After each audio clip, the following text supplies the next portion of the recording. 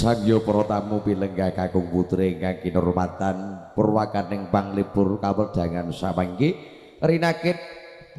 jineman uler kambang katampen lagon-lagon marga rawuhipun para tamu mugi netusaken lipuring swasana ambabar jambi saya kunjuk sedaya keluarga ingkang kepareng hanawung krida nderek bela tresna keluarga pamenggugat rawuhipun para tamu Bapak Ibu sekeca anggenipun lenggahan sinambianing mati sedane ingkang kepareng katur putun ngarsa panjenengan cumawis putun sasana buku parandene dharep prasmanan ingkang kepareng lumampah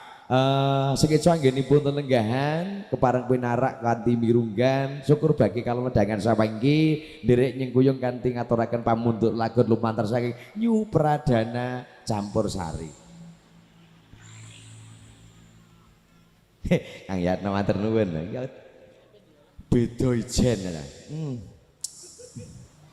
aduh ngata tampane kayak mburi matur subhanallah pangrantu kalenggahan sak pangki pamundhutipun saya kadang pramuladi kanca-kanca sinoman ingkang kepareng nderek bela tresna kanthi ngaturaken mangke sedahan katur sagunging para tamu pilenggah kakung putri makarya sarengan Nyu Pradana pun sengguyung lumantar saking SR Profesional Audio ugi kanca-kanca SA SC nah ini loh SC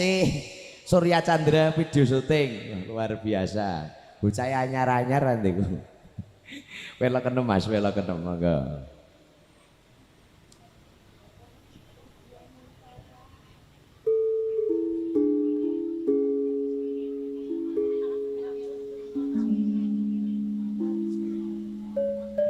wajib pengung